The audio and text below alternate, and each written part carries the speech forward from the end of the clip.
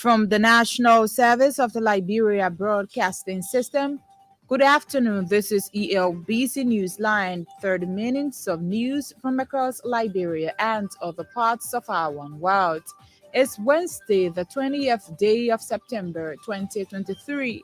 My name is Zokwe Beslekonen, your presenter. In the headlines, President George Weah delivers sixth address at UN General Assembly later today.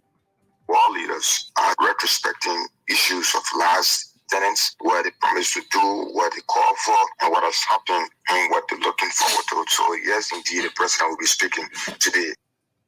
Presidential candidate Robert Morris vows to solve Liberia's energy deficits if elected.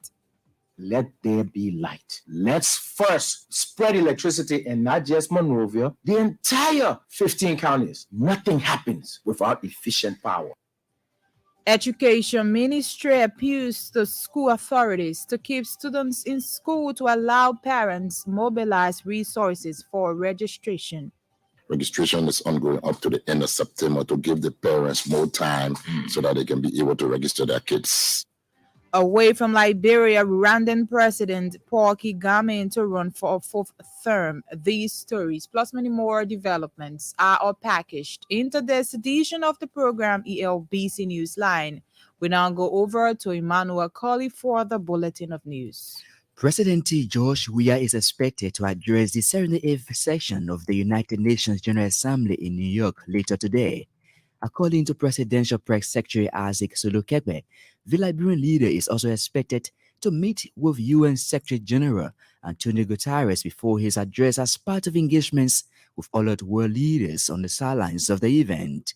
In an ELBC interview Wednesday, Mr. Kebe said President Weah will be highlighting the urgent need for world leaders to mitigate climate change and other pressing trending global issues. Basically, the president's first formal engagement before he takes the podium will be 8 p.m. Liberian time, where he is expected to hold a bilateral meeting with the Secretary General of the United Nations, Guterres, and following that, he will be taken to the podium.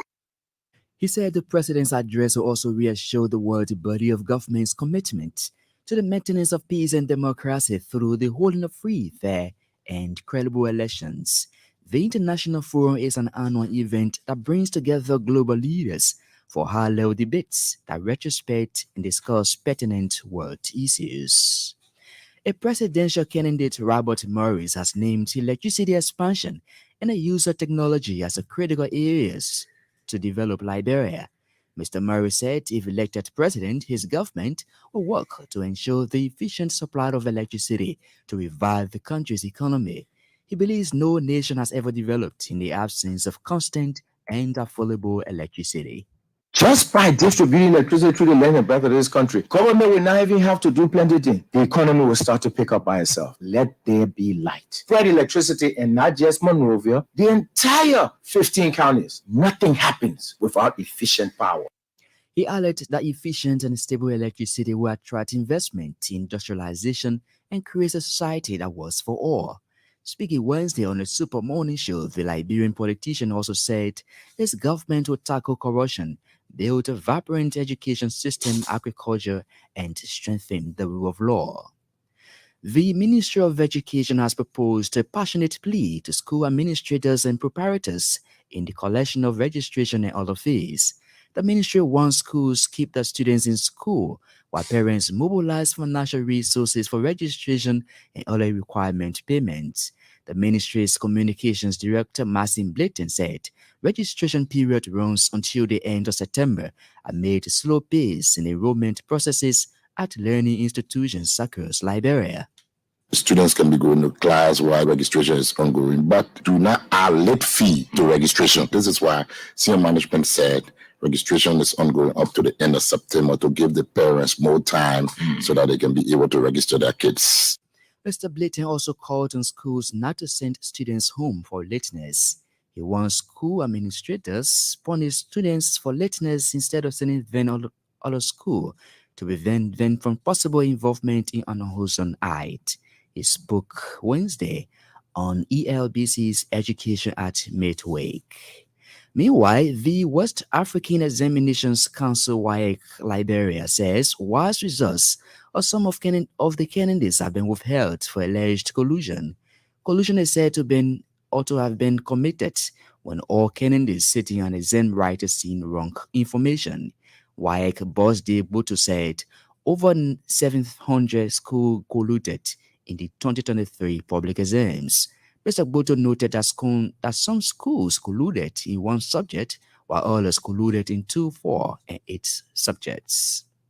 Some candidates' results were actually being withheld, and the serious one this year has to do with collusion.